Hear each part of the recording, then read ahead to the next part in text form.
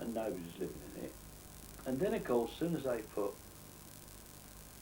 Wallowitz, Danny Smith and sulc stroke Slade in the computer, up comes fraudsters.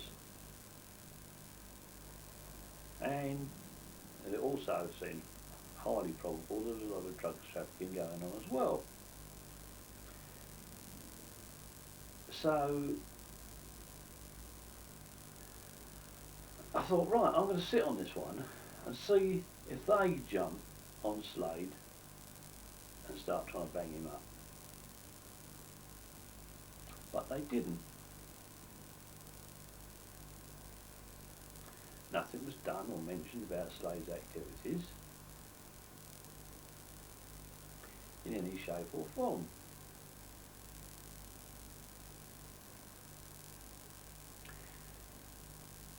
Anyway, I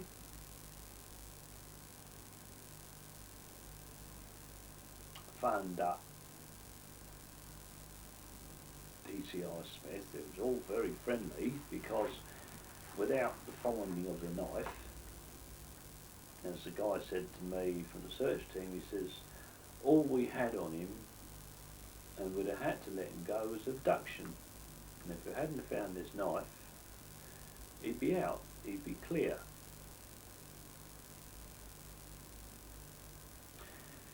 So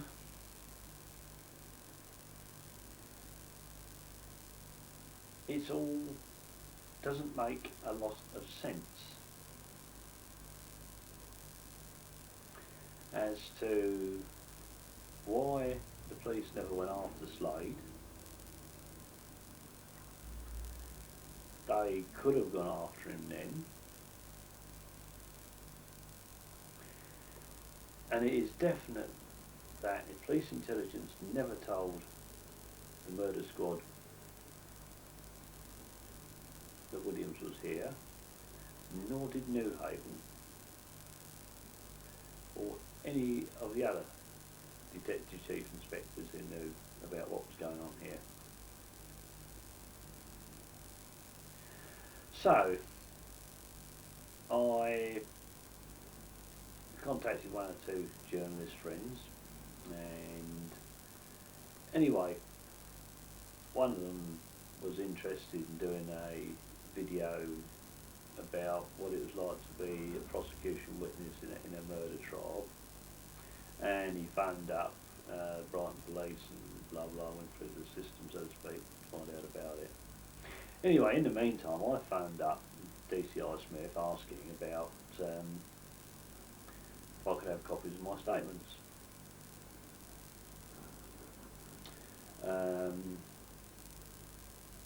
At that time,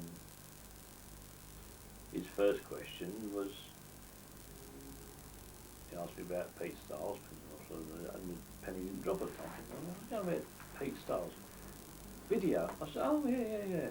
And he sort of questioned me about how did I know people on the media.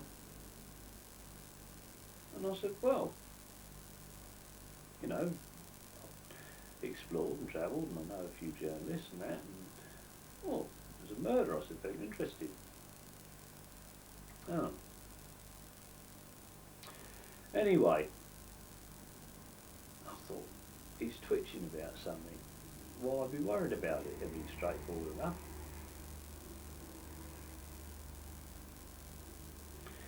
Anyway, I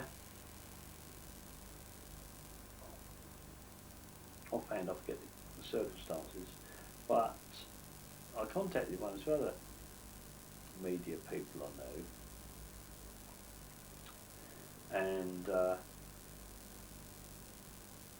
thought, let's see what happens if a naked chase around Brighton Police. And anyway, in the meantime, I'd had a long discussion about all Slade's fraud and all the stuff that was going on here. And I said, I don't know what's going on. I said, I didn't mention that they'd covered up the people being here. But he said, oh, I know DCI Bacon. He said, I'll phone him up and have a chat and see if we can get whatever the problem is sorted out. Anyway, there was obviously some collusion between Bacon and him. So when I questioned him, I said, well, you know, we've got things sorted out with Bacon.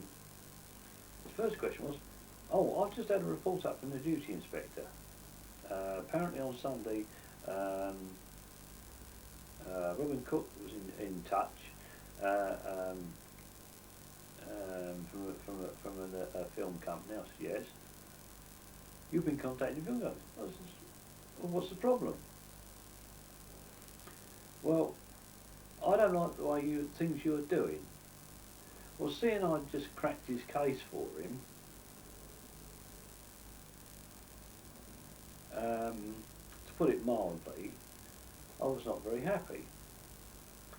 So I said, right, what is the problem? If you don't want me to say things or do things, or if it's not, you know, in your interest, that you want me to keep quiet about certain things, oh, I've got to go now. And with that, that was the last I heard or saw of our friend, Mr DCI Joel Smith. Not even a bloody thank you for cracking his case for him. Anyway, the fraud's still all going on, and anyway, I had then had an incident